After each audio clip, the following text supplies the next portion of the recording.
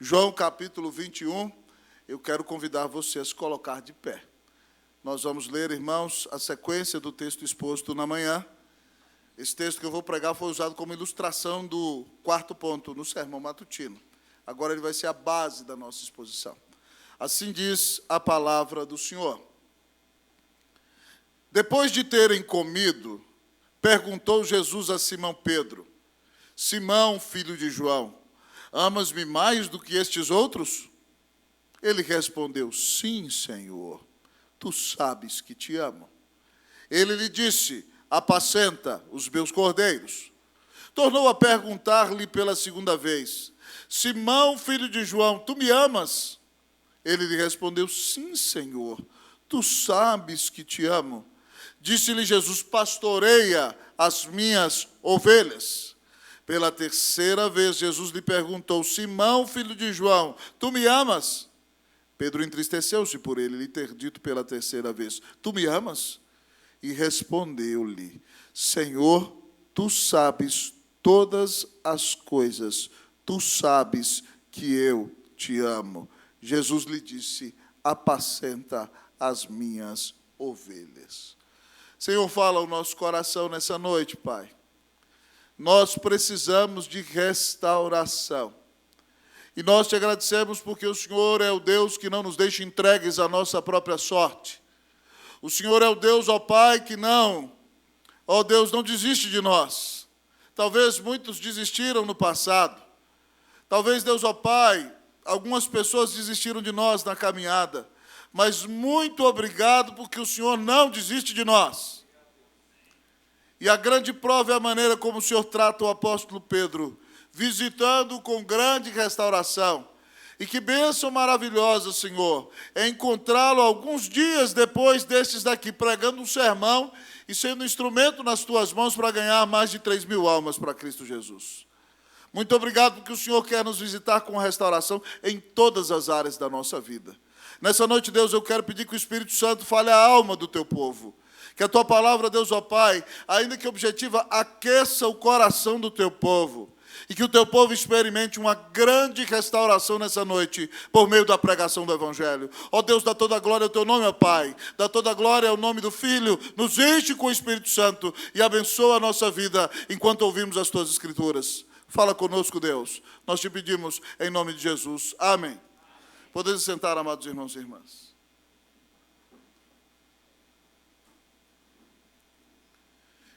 Queridos irmãos e irmãs, no ano de 1994, no início, 1994, eu mudei-me da minha cidade do interior de Minas Gerais para a capital federal, onde fui estudar no colégio Setor Oeste, que era o melhor colégio público da capital de Brasília naquela época.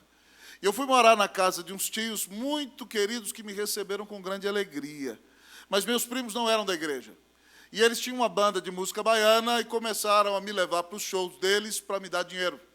Então eu participava como holding da banda, carregava tudo, montava, às vezes tocava com eles. E os tios deles tinham uma banda famosa na época de micareta de música baiana em Brasília, chamada Trem das Cores. E eu comecei a ir nos shows deles e comecei a ir nos shows dos tios deles. E, de repente, naquelas micaretas, quando estava Chiclete com Banana, quando Ivete começou a cantar, e eu estava ali, amados irmãos, tendo vindo do interior, vivendo toda a vida na igreja, já tendo sido pregador do Evangelho, dirigente no louvor, estava ali, nas micaretas, correndo atrás das coisas do mundo, amados irmãos, e no pecado. E eu me lembro que minha avó dizia: você não é crente. Por isso, não me venha com churumelas, você jovem, dizer: não, eu posso ir para a gandaia, tomar todas, pular, cantar as músicas que não agradam a Deus, não tem nada a ver. Tem tudo a ver. Eu já estive do outro lado. Falo com autoridade. Minha avó dizia: você não é crente. Minha avó, que me deu minha Bíblia quando eu tinha 7 anos, isso não é coisa de crente. Eu falo: não, avó, não tem nada a ver. É a mesma conversa da turma de hoje, Alexandre. Nada a ver, pastor, nada a ver. Quando quer agradar a carne, não tem nada a ver, né? Impressionante. Não tem nada a ver. E aí eu voltava para a minha cidade e tinha um garoto que era parente meu, que era o presidente da UPA na época. A gente foi de uma banda de louvor junto. E aí ele fala assim: você se desviou, está no mundo. Nada a ver, cara. Eu vou à igreja 2 vezes no mês, nada a ver, nada a ver. Até que um dia, irmãos, no segundo ano, 1995, escola pública no Brasil tem greve, né? E naquela época as greves demoravam muito. E eu voltei para casa. E o pastor da nossa igreja no interior tinha trazido um missionário de Portugal. E aquele missionário tomou a nossa UPA, na qual eu tinha trabalhado, junto com os jovens, e começou a fazer peças de teatro na rua, pregando o evangelho, e trouxe uma equipe de Portugal com ele. Ele era missionário ali. E um dia, eu me lembro como se fosse hoje, no mês de agosto de 1995, eu fui para a igreja com uma das camisetas de balada que eu tinha. E aí o presidente da UPA, meu amigo, irmão, meu parente, dizia assim: você é um vagabundo, olha a camiseta que você está usando dentro da igreja. E aí eu ouvi o missionário pregar. Sentei no último banco, mais ou menos ali pertinho de onde está a Cíntia e o presbítero Cleverson. E o missionário pregou uma mensagem em Mateus 28, de 18 a 20, uma mensagem muito abençoada. E ele diz assim: se você quer receber a Cristo Jesus como seu único Senhor e Salvador, vem aqui à frente, eu gostaria de orar por você. Eu falei: não, mas eu já recebi. Eu já tinha professado a minha fé, meus irmãos. E estava desviado de Deus no mundo. E eu senti um grande desejo de ir à frente. Eu falei: não, mas eu já recebi a Cristo, eu não preciso ir na frente. De repente, depois que ele fez esse apelo, ele disse: você está aqui na igreja. Você foi criado na igreja. Você tocou no louvor. Você já pregou. Você já participou de trabalhos de evangelização. E você se afastou da igreja. Você ouviu o canto da sereia. Você flertou com as coisas deste mundo. Você deixou Jesus de lado e o abandonou como o maior amor da sua vida. Nessa noite, o Senhor manda dizer que Ele não desiste de você. E Ele não vai deixar você em paz enquanto você não consagrar a sua vida a Ele. E hoje Deus está chamando você para a obra missionária, Deus está chamando você para o ministério. Arrependa-se da vida mundana que você tem levado e consagre-se hoje a Cristo Jesus. E eu ali no último banco agarrei e falei assim: não vou, não vou. Mas o Espírito Santo é maravilhoso, irmãos. O quanto o missionário chamava, quando eu me dei conta, eu já estava lá na frente, chorando copiosamente numa quinta-feira. Na sexta-feira eu era outra pessoa. Chamei minha irmã, fizemos algumas coisas, pegamos alguns discos que nós tínhamos de música que não glorificava a Deus. Armei uma fogueira no quintal, falei: vem cá, não, queimar isso tudo aqui, né? Nós somos de Jesus, nós não temos parte com esse negócio. E nós queimamos tudo. E no domingo de manhã, o pastor chegou para mim e falou assim: até quando você vai continuar resistindo ao seu chamado? Você foi de Brasília para fugir do seu chamado. Eu falei: pastor, o senhor está disposto mesmo a me mandar para o seminário? Não tinha seminário em Brasília. Eu falei: estou. Ele falou: volta para Brasília, termina o colégio, e quando você se formar, eu te mando para o seminário. Irmãos, para a glória de Deus, naquela segunda metade de 95, eu comecei a pregar no nosso colégio, no setor oeste. Nós pedimos aos nossos professores, que eram professores da Universidade de Brasília, que não tinham nenhuma postura cristã, e muitas vezes eram marxistas, leninistas, esquerdistas, na ponta mais esquerda que você pode imaginar. Mas eles eram professores da UNB, também nos deram uma sala. E nós começamos a pregar ali, irmãos. E, para a glória de Deus, o próximo ano e meio de Brasília foi diferente. Nós começamos a ganhar nossos colegas de escola para Jesus, e nós fazíamos 2 cultos por semana ali no setor oeste. Eu pregava na terça, um rapaz da Assembleia de Deus pregava na quinta. E, para a glória de Deus, nós chegamos a reunir ali, irmãos, na capital federal, mais de 80 jovens nos recreios, enquanto pregávamos a palavra para eles. Alguns colegas nossos começaram a se converter. E aí eles moravam muito longe, alguns em Taguatinga, Ceilândia, e começavam a ir a algumas igrejas, e nós nos tornamos os policiais teológicos, né? Nós íamos visitar para saber se as igrejas que eles estavam indo eram boas. Tá? E eu acabei pregando em igreja batista, naquela época, Assembleia Pentecostal, amados irmãos, porque Deus usou a nossa vida. E depois, para a glória de Deus, de 1 ano e meio, eu entrei para o seminário. E, pela graça de Jesus, eu nunca mais parei de pregar o Evangelho. É graça de Deus. Talvez você teria desistido de mim, mas louvado seja Deus, porque o Senhor não desiste de nós. E esse texto que nós lemos nesta noite mostra isso claramente ao nosso coração. De manhã eu preguei para vocês, o texto do versículo 1 ao 14, repete 3 vezes o verbo manifestar, é o verbo mais importante, fala da manifestação do Cristo ressurreto, aqueles apóstolos que tinham voltado a pescar no mar da Galileia. E nós aprendemos de manhã no nosso sermão o que fazer diante da manifestação de Cristo. Em primeiro lugar, nós devemos reconhecer a nossa limitação. Pedro fracassou como crente, Pedro fracassou como pastor. O Senhor Jesus disse para ele: Simão, Simão, eis que Satanás vos reclamou para vos peneirar como trigo. Eu, porém, roguei por ti, para que tua fé não desfaleça. Tu, pois, quando te converteres, apacenta os teus irmãos. E ele disse assim: Senhor, eu estou pronto para ir contigo até para a morte. Eu estou pronto a morrer pelo Senhor. E Jesus diz para ele lá em Lucas 22, Simão, Simão, antes que o galo cante, tu me negarás 3 vezes. E quando Simão está ali na casa do sumo sacerdote, esquentando-se na fogueira, uma mulher chega e diz para ele: você é dos que estavam com ele? Ele: não, de jeito nenhum. Depois ele se reúne com outro grupo, outra pessoa diz para ele: o seu sotaque é galileu. Você estava com ele? De jeito nenhum, nunca vi esse homem.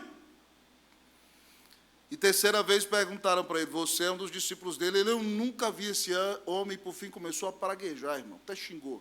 Começou a xingar palavrão, tudo que era impropério que você imaginava. E depois que ele nega o Senhor pela terceira vez, o Senhor, já acorrentado e apanhando, passa e olha nos olhos de Pedro. Pedro, amados irmãos, convicto de pecado, o Senhor lhe tinha avisado, ele tinha que se humilhar na presença do Senhor. Mas ele, convencido de pecado, irmãos, saiu e chorou amargamente. Jesus já tinha aparecido 2 vezes para eles, 2 domingos seguidos. Se dirigiu a Tomé, que era o incrédulo, falou a palavra para eles, mas não tinha tido um momento de intimidade com Simão ainda. Então, queridos, quando Simão volta, queridos, ele fracassa como pastor, fracassa como crente e fracassa como pescador. Ele: vou voltar a pescar. Como era um líder, os outros 6 que estavam com ele foram e tentaram pescar de 6 da noite às 6 da manhã e não pegaram nada. Então Pedro é obrigado a reconhecer que é limitado. Mas o Senhor Jesus aparece de manhãzinha, 6 horas na praia, e diz: lançai a rede à direita do barco. E eles lançaram e se estressou. Pescaram 153 grandes peixes. Eles aprenderam que tem que obedecer o mandato do Senhor. Quando a rede estressa, João se lembrou da primeira pesca maravilhosa e diz: é o Senhor. Pedro bota sua roupa, se atira na praia, nada e vai ao encontro de Jesus, porque quer estar próximo do Senhor. Quando, queridos amigos e irmãos, ele chega lá, o Senhor Jesus já preparou um ambiente cálido e cheio de amor, com os peixinhos que já estão sendo assados, com um pãozinho, com lugar para eles assentarem, e eles sentam e começam a conversar com Jesus. Jesus manda trazer mais peixes, Pedrão vai até o barco, puxa a rede, ela não rasga com 153 grandes peixes. E Jesus então dá a eles a bênção ali, amados irmãos, de desfrutar da intimidade, da comunhão íntima de nosso bendito Senhor e Salvador Jesus Cristo. E é nesse contexto de comunhão, porque Cristo restaura os seus servos quando eles fazem parte da comunhão da igreja. É por isso que não há lugar para desigrejados, irmãos, porque o Senhor nos criou para vivermos em comunhão. Nesse momento de comunhão, o Senhor se dirige a Pedro para restaurá-lo. E nessa noite você veio aqui, talvez para acompanhar alguns amigos, talvez porque é domingo e você é crente, você tinha que ir numa igreja mais próxima de você. Mas eu gostaria de dizer a você que o Senhor te trouxe aqui para que você experimente na sua vida verdadeira restauração, em nome de Jesus, amém. Que o Senhor nessa noite traga você de volta ao primeiro amor, e que você seja restaurado no seu amor, na sua fé, na sua missão, para seguir com Jesus todos os dias da sua vida. Ao olharmos, amados irmãos, para este texto, o Senhor vai nos ensinar como Cristo restaura os seus servos. Como Cristo restaura os seus servos? Primeiramente, a palavra de Deus nos diz que Ele restaura o nosso amor. Como Cristo restaura os seus servos? Em primeiro lugar, o texto nos diz: Ele restaura o nosso amor. Nos versículos 15 a 17, irmãos, o Senhor Jesus pergunta a Pedro. Ele diz no 15: Simão, filho de João, amas-me mais do que estes outros? Jesus usa aqui, amados irmãos, do grego o verbo ágape. É o verbo, amado irmão, que significa amor sacrificial. Pedro tinha dito que ele estava disposto a morrer por Jesus, e ele tinha dito a Jesus que amava Jesus mais do que todos os outros apóstolos. Ele disse: Senhor, eu vou morrer por ti. Mas quando perseguido, o amado irmão fracassou, negou o seu Senhor. E Jesus pergunta para ele: Simão, tu me amas mais do que esses outros? E agora Simão, amados irmãos, como negou uma vez, confessa uma vez que ama Jesus. Ele diz aqui: sim, Senhor, tu sabes que te amo. Mas o verbo que Simão usa para amor aqui, amado irmão, não é o verbo agapau no grego, é o verbo filéu, que significa um amor de amigo, significa um amor de irmão, significa admiração e gostar de estar com alguém. Agora Pedro já não é mais aquele homem cheio de justiça própria. Jesus está perguntando para ele: Pedro, você me ama com amor sacrificial? Ele diz: sim, Senhor, o Senhor sabe que eu te amo como um grande amigo. O Senhor sabe que eu tenho uma grande admiração por você. Em outras palavras, ele está confessando que ama, mas está se humilhando. Agora ele não é aquele homem mais cheio de justiça própria. Ele está dizendo: Senhor, o Senhor sabe que eu te amo, mas o meu amor pelo Senhor não é lá essa coisa toda. E Jesus pergunta para ele mais embaixo, irmão, depois de dar-lhe missão, Jesus pergunta para ele no versículo 16: Simão, filho de João, tu me amas? Usando novamente o verbo ágape: Simão, você está disposto a dar a sua vida por mim? Você me ama com amor sacrificial? E Pedro, com a mesma humildade de antes, diz: sim, Senhor, tu sabes que eu te amo, mas o verbo é filéu. O Senhor sabe que eu tenho muito carinho pelo Senhor, mas eu não te amo como deveria amar. Pedro, amado irmão, confessa que ama, mas reconhece que o seu amor é limitado. Terceira vez, Jesus pergunta para ele, no versículo 17, Simão, filho de João. Agora Jesus não usa o verbo ágape, agapau. Jesus usa o verbo filéu. Você me ama de verdade como seu amigo? Você tem sincera admiração por mim? Jesus baixou o nível, irmão, da pergunta, para ferir o coração de Pedro para que ele fosse curado. Você está dizendo aí que me ama como amigo, hein? Me ama com admiração. Você me admira mesmo, Pedro? É verdade isso? E Pedro se entristeceu, porque Jesus lhe perguntou por terceira vez. Ele vai responder que o Senhor sabe de tudo. E ele diz: o Senhor sabe que eu te amo, não com amor HP, com amor de amigo, com amor de quem te admira. O meu amor é falho, Jesus, mas eu amo ao Senhor. É impressionante, irmãos, perceber como o Senhor Jesus prepara todo o ambiente para restaurar a Pedro. E tinha que ser assim, porque a negação de Pedro foi chocante. Ele tinha que se frustrar, irmão, e não pescar a noite inteira. Ah, querido amigo irmão, era final de primavera, aquela época ali, já princípio de inverno, provavelmente fazia frio naquele mar da Galileia. Jesus preparou uma fogueira. Você fala: pastor, eles não pescaram os peixes, como é que Jesus já tinha peixe? Eu falei de manhã, Jesus é o Filho de Deus, ele bota a mão na água e o peixe vem na mão dele. Se você quer ser bom pescador, leve Jesus com você, que o peixe vem na mão. E os peixinhos foram na mão dele, ele estava assando os peixes, os pãezinhos, momento de comunhão. Ninguém ousava perguntar quem ele era, porque todo mundo sabia que ele era o Cristo ressurreto. E nesse ambiente intimista de amor, Jesus pergunta para Pedro: Pedro, você me ama? E porque Pedro negou a Jesus 3 vezes, Jesus dá a Pedro 3 vezes a oportunidade de que ele confesse o seu amor. Querido, Jesus quer restaurar a sua vida, mas ele não quer você ele não quer ser o segundo plano na sua vida. Ele quer trazer você de volta ao primeiro amor. E ele não divide o lugar dele na tua vida com ninguém. E ele trouxe você aqui nessa noite para que você confesse as suas idolatrias. E confesse na sua vida aquilo que você tem colocado no lugar do Senhor.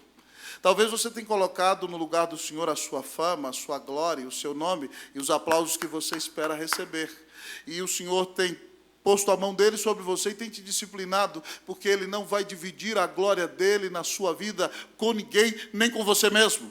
Mas talvez você amou alguém mais do que a Jesus, e de repente você se envolveu com essa pessoa, e se entregou para esse amor, e começou a ter um relacionamento doentio, que desagrada o Senhor, e essa pessoa a quem você ama se tornou um ídolo para você. E de repente então o Senhor Jesus vem aqui para balançar a sua vida, para que você abandone a idolatria desse falso amor, e para que Jesus seja o maior amor da sua vida.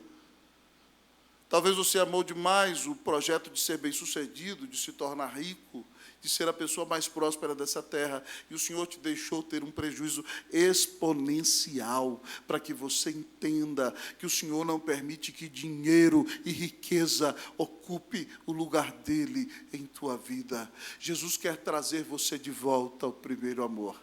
Ele quer ser, de fato, o maior amor na sua vida. Como o Senhor Jesus restaura os seus servos, em primeiro lugar, Ele restaura em nós o amor. Há muitos anos atrás, irmãos, eu fiquei impactado quando eu li pela primeira vez o livro Deuses Falsos, que foi estudado até pela nossa mocidade aqui. Tim Keller, naquele livro, vai explicando, à luz das Escrituras, sobre os distintos tipos de idolatria que assaltam os cristãos. E em determinado momento ele conta a história de uma mulher que era sua amiga, a amiga de sua família. E aquela mulher demorou a casar-se, e o sonho dela era ser mãe. E ela esperou e foi mãe com mais de 35 anos, aproximadamente aos 40 anos. E aquela mulher, meus queridos irmãos e irmãs, propôs na sua mente que os seus filhos deveriam ser perfeitos, porque ela tinha tido filho depois, e o grande desejo da vida dela era ser mãe, então ela não ia tolerar imperfeição nos seus filhos. E ela amou seus filhos mais do que a Deus. O que fez, amados irmãos, com que, quando eles fossem crescendo, ela colocasse uma pressão brutal sobre eles. Porque um deles tinha mais facilidade com os estudos, mas outro tinha mais dificuldade. E ela obrigava que eles tirassem 10. Elas queriam que eles fossem o melhor no instrumento que tocavam. Eles tinham que ser os melhores no esporte que faziam. E aquela mulher queria tanto filhos perfeitos, porque idolatrou seus filhos, que ela colocou uma pressão brutal nos seus meninos. E, de repente, o mais velho não aguentou aquela pressão brutal e se revoltou com a superproteção da mãe, saiu de casa, se tornou um drogado, se tornou um perdido e se afastou do Senhor. E o segundo, amados irmãos, porque amava estar com a mãe, mas se tornou um apático, um moleirão, um coitadinho que não desenvolvia nada, que se considerava um pobrezinho. Tudo porque aquela mãe colocou seus filhos no lugar do Senhor Jesus. Ela não teve a capacidade de entender que seus filhos não eram perfeitos. Eles eram pecadores que precisavam da graça de Jesus. E que ela também não era perfeita. Ela não tinha que esperar isso de seus filhos. Ela não tinha que pedir isso dos seus filhos. A pressão destruiu os filhos dela, porque ela amou seus filhos mais do que o próprio Deus. Porventura, você que está aqui, pasme comigo, tem colocado os seus filhos no lugar de Deus? Eu me lembro, irmãos, quando Davi nasceu, nós perdemos o nosso primeiro bebê no Chile, no ano de 2003. Foi algo impactante para mim, foi muito difícil. Deus me preparou o coração, mas ainda assim foi muito sofrido. E Davi, o bebê ia nascer no final de 2003, início de 2004. Davi veio como presente de Deus, nascido em 2005. E nós passamos muito tempo no parto ali, naquele dia. Cleusa começou a sentir as contrações na noite anterior, no início da noite. Nós fomos para a clínica presbiteriana Madre e Hijo, 6 horas da manhã. E o Davi foi nascer depois de meio-dia.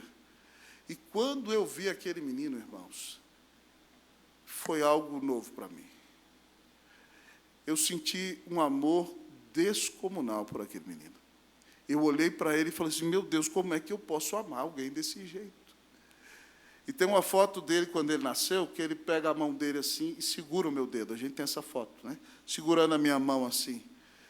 E eu peguei aquele menino e disse, filho, eu te amo muito, eu te amo demais.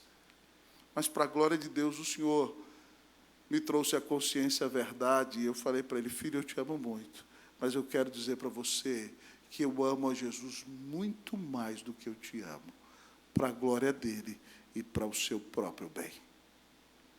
Jesus não divide o lugar dele na nossa vida, nem com os nossos filhos.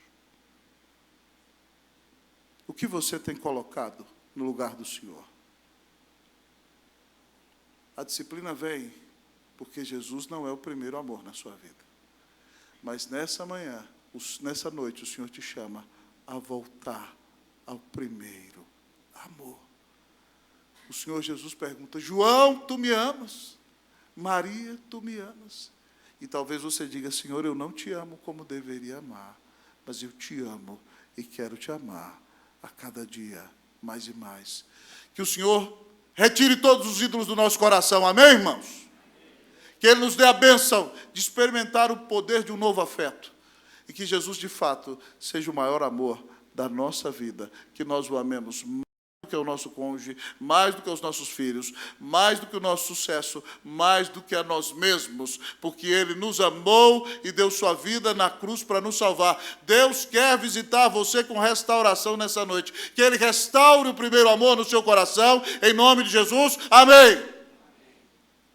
Mas como Deus restaura os seus servos? Em primeiro lugar, Ele restaura o nosso amor. Mas, em segundo lugar, Ele restaura a nossa fé. Como Deus restaura os seus servos? Ele restaura a nossa fé.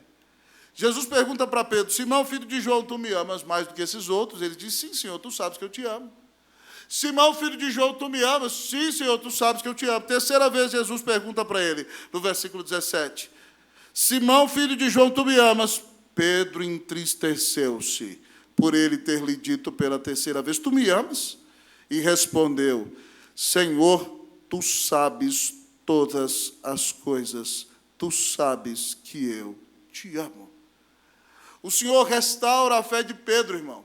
3 vezes Pedro negou a Jesus. Reverendo Hernandes, no seu comentário, fala assim: confessou o amor uma vez, 3-1. Confessou o amor segunda vez, 3-2. Confessou o amor terceira vez, 3-3. Mas agora aqui, amados irmãos, nesse segundo ponto da nossa mensagem, Pedro, quando vai responder ao Senhor Jesus, triste porque agora o Senhor Jesus baixou o nível e perguntou: você me admira mesmo como seu amigo? E Pedro se entristeceu por Jesus lhe perguntar a terceira vez, era a ferida que curava. E Pedro, então, irmão, revela a sua fé. Ele diz aqui: Senhor, tu sabes de todas as coisas, tu sabes que eu te amo. Pedro reconhece que Jesus Cristo é o Deus onisciente.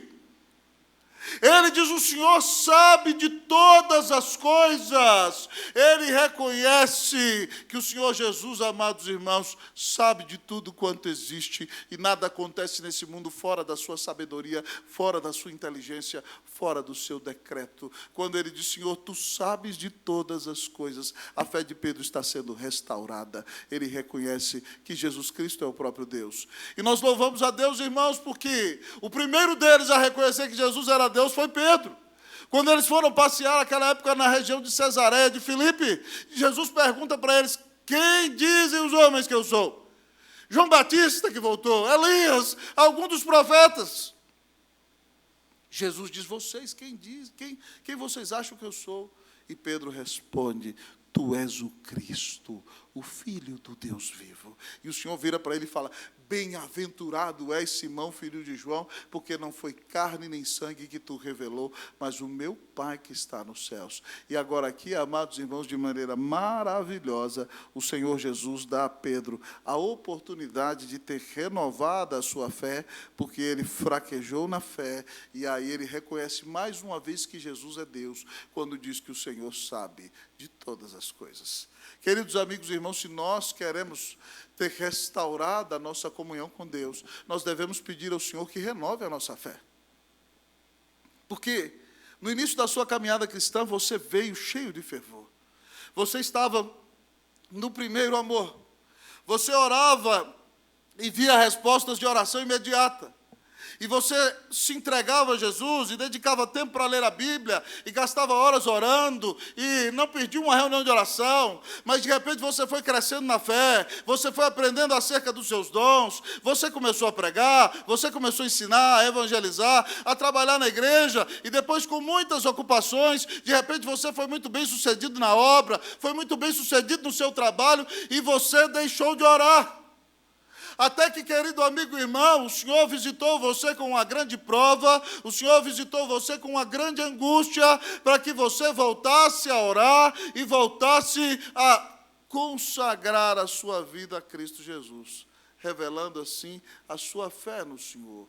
Quando Deus, amados irmãos, restaura a nossa vida, Ele quer restaurar a nossa fé, Ele quer restaurar a confiança que nós tínhamos em Jesus lá no início, que se esfriou por causa da nossa soberba, do nosso orgulho, das nossas falhas. O Senhor, amados, muitas vezes nos aperta para que nós confessemos que cremos nele e que Ele conduza a nossa vida e nos dirige em cada momento da nossa existência. O Senhor, amados irmãos, fortalece a nossa fé. O Senhor nos chama para estarmos firmados na sua presença. Ele quer restaurar a confiança que nós temos nele. Eu já contei, amados irmãos, que quando Deus nos trouxe para a Unida foi de maneira inusitada. Deus mandou o presbítero Clévis e o presbítero Ernesto irem lá a Brasília para que eu não tivesse dúvida. E quando nós nos reunimos, eu disse ao presbítero Clévis que eu não podia aceitar. E ele falou, se for a vontade de Deus, o senhor vai. E eu não dormi 3 noites seguidas, irmãos. E todos os obstáculos que nós colocamos, Deus nos trouxe aqui. Mas quando nós chegamos aqui, nós não sabíamos que havia uma parte do rebanho que não queria um novo pastor. E isso foi um choque tremendo para nós. E quando o conselho me convidou para concorrer à primeira eleição em 2019, eu estava sinceramente me questionando. Falei, Deus, eu fui eleito no Chile na maior eleição com 99,5%, a segunda 94%. No Guará eu fui eleito com 99%, a segunda 95%. E aqui eu estou encontrando algumas pessoas com o coração fechado que de graça nos resistem sem nos conhecer. E convites começaram a aparecer, e nós com o coração gemendo lá em casa. Eu falei, Deus, será que eu não fiz besteira? Será que eu não errei? Aí o presbítero Samuel no conselho dizia, pastor, o senhor tem que ficar aqui muitos anos. Deus o chamou para estar aqui. Lembra, presbítero, naquela época? E eu orando, sem saber de nada, um dia, irmãos, eu venho para uma reunião de oração. Eu falei, Deus, o senhor fala comigo, o senhor sempre dirigiu a minha vida. Eu preciso que o senhor me mostre se eu devo ficar na Unida ou não. Irmãos, qual não foi a minha surpresa? Que eu fui orar com a nossa irmã Renê. E com outra irmãzinha, das nossas irmãzinhas humildes da nossa reunião de oração. E nossa irmã Renê, sem saber de nada que estava no meu coração, vira e fala assim, Deus, muito obrigado porque o Senhor mandou o nosso pastor Roster. Antes dele vir, nós pedimos um pastor que pregasse a palavra com paixão, que quisesse despertar a igreja, que nos chamasse para a oração, e ele veio do jeitinho que a gente pediu. Ó Pai, não deixa ele desanimar, não deixa ele querer ir embora, nós não vamos abrir mão dele, e se ele quiser ir embora, Pai, corrige ele. Eu falei, calma, Deus, calma, Deus, eu já entendi. Corrige ele, para que ele não fuja do chamado do Senhor. Às vezes, irmãos, Deus nos prova para saber se nós de fato cremos no Senhor. Talvez você não está entendendo essa provação que você está vivendo, mas é para saber se você crê mesmo em Jesus e se você está disposto a ir com Ele até as últimas circunstâncias. Que na sua provação a sua fé brilhe gloriosa. Amém, meu irmão? E que o próprio Senhor Jesus, tal como fez com a mulher Ciro-fenícia, possa dizer a você, grande é a tua fé, faça-se contigo como queres. Que Deus restaure a tua fé, em nome de Jesus. Amém. Pastor, como Deus restaura os seus servos? Eu disse que ia ser rápido. Em primeiro lugar, Deus restaura o seu amor. Jesus restaura o nosso amor. Em segundo lugar, Ele restaura a nossa fé. Mas como Jesus restaura os seus servos? Em terceiro lugar, irmãos, Ele restaura a nossa missão. Em terceiro lugar, Jesus restaura a nossa missão. Depois que Pedro confessa o seu amor ao Senhor, ele está apto para voltar a pastorear o rebanho. E Jesus diz a ele, amado irmão, depois da primeira pergunta, no final do versículo 15, apacenta os meus cordeiros. A palavra usada para apacenta os meus cordeiros é alimenta as minhas ovelhinhas, prega a palavra para elas. Depois, quando ele responde, a segunda vez, Jesus diz, pastoreia as minhas ovelhas. Envolve mais uma vez pregação da palavra de Deus e cuidado pastoral, conforme as Escrituras. Terceira vez, depois que ele confessa a sua fé ao Senhor, o Senhor Jesus diz a ele, apacenta as minhas ovelhas. O Senhor restaura, amados irmãos, o chamado do apóstolo Pedro. Pedro pisou na bola, mas o Senhor Jesus restaurou a missão na vida de Pedro. É por isso, querido amigo e irmão, que eu acho que Deus pode restaurar a vida de pessoas que tropeçam, ainda aquelas que estão no ministério. Há uma grande tese de que se alguém está no ministério e tropeça, essa pessoa se torna inapta para continuar servindo ao Senhor. Mas se eu assumir essa tese, eu preciso deixar de crer no Evangelho, porque aqui estava um pastor que negou a Jesus. E Jesus não desistiu dele. Jesus foi ao encontro dele. E Jesus restaurou a sua missão. Obviamente, a pessoa talvez não sirva no mesmo lugar, com as mesmas circunstâncias, mas o Senhor restaura você. Se você está aqui e pisou na bola, meu irmão, se você cometeu algum pecado, se você falou mal de alguém, se você, querido amigo e irmão, saiu difamando algum irmão seu pelas costas, se você se envolveu num problema de dinheiro, se você pisou na bola e traiu uma pessoa que você amava, se você, querido amigo e irmão, se afastou da igreja e se envolveu no vício da bebida, e talvez se afundou até no vício da droga, eu gostaria de lhe dizer nesta noite, que se você se arrepende dos seus pecados e clama ao Senhor Jesus dizendo, Senhor, restaura a minha vida, restaura o meu amor, restaura a minha fé. O Senhor não só, querido amigo e irmão, tem todo o poder para restaurar o amor no seu coração, restaurar a fé na sua vida, mas restaurar o chamado dele para você. O Senhor quer restaurar a sua missão. Preste atenção, não existe pecador tão perdido que Jesus não possa achá-lo. Não existe pecador tão inveterado que Jesus não possa quebrantá-lo. Não existe pecador tão sujo que Jesus não possa limpá-lo. Não existe pecador tão endurecido que Jesus não possa quebrantá-lo.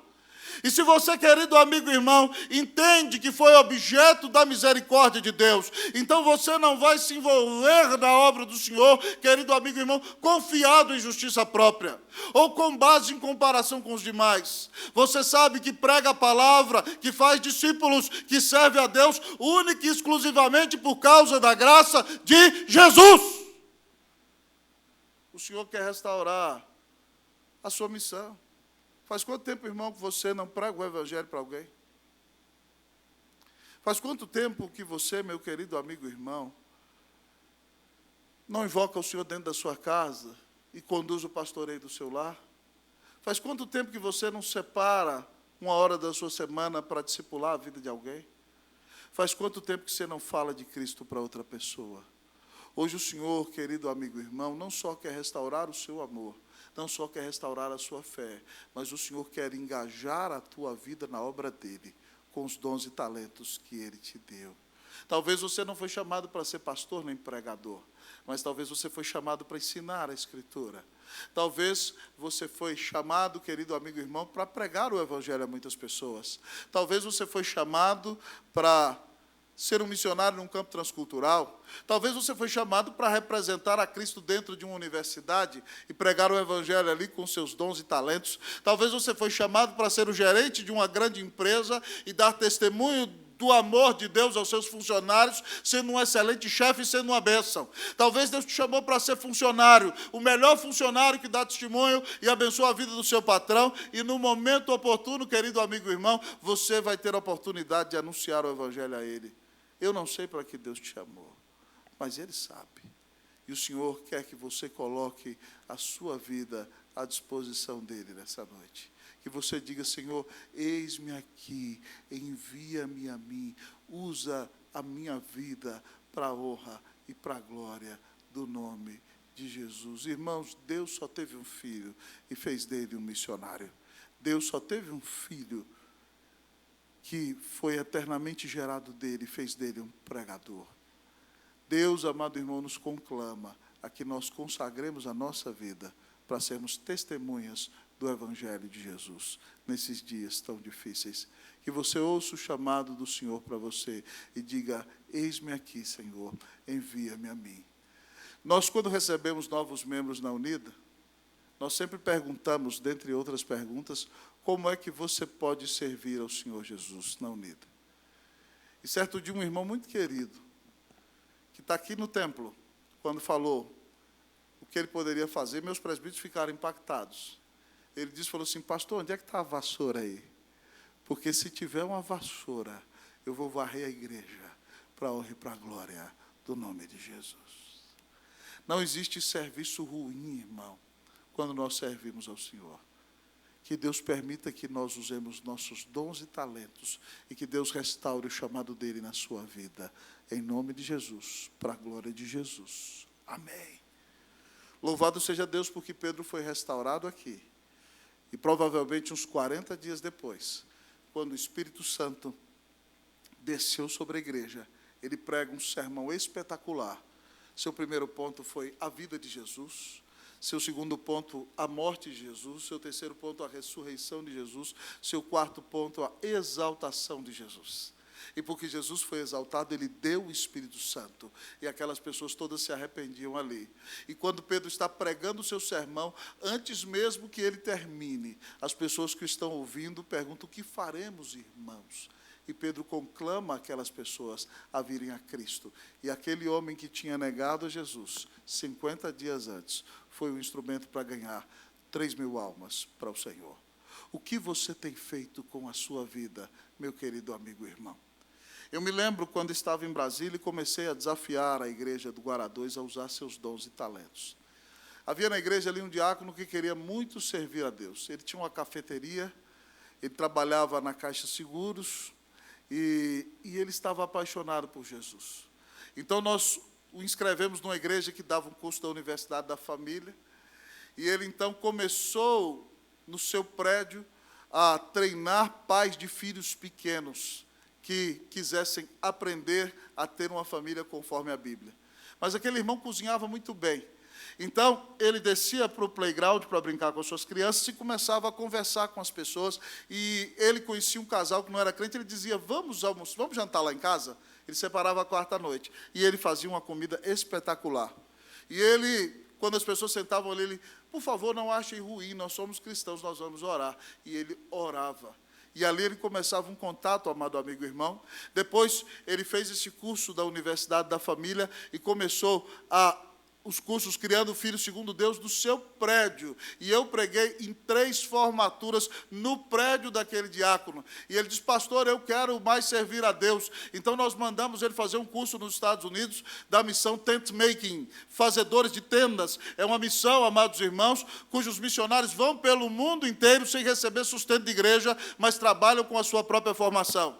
E esse moço foi para os Estados Unidos, foi para a Noruega, e hoje ele é líder da Tent Making Ministries na América do Sul, fazendo congressos, desafiando profissionais, pessoas a irem com sua formação para os países da janela 10x40 que estão fechadas. Sabe por quê? Porque se eu for entrar na janela 10x40, como pastor, eles não me deixam entrar.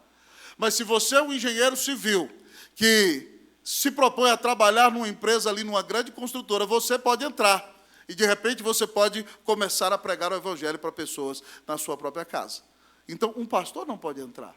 Mas você que é um advogado, um engenheiro, um médico, você pode entrar. O que Deus requer da sua vida? O que você vai fazer com a vida que Deus lhe deu? Nessa noite, o Senhor quer nos visitar com restauração, porque Ele nos amou e deu a vida na cruz para nos salvar. Como Jesus restaura os seus servos, Ele restaura o nosso amor, Ele restaura a nossa fé, Ele restaura a nossa missão. Que o Senhor restaure o primeiro amor no seu coração nessa noite. Que o Senhor renove a sua fé. Que o Senhor diga a você nessa noite: a quem enviarei e quem há de ir por mim? Que você diga: Senhor, eis-me aqui, envia-me a mim, usa a minha vida, em nome de Jesus, para a glória de Jesus. Amém. Que Deus te visite com restauração, em nome de Jesus. Amém.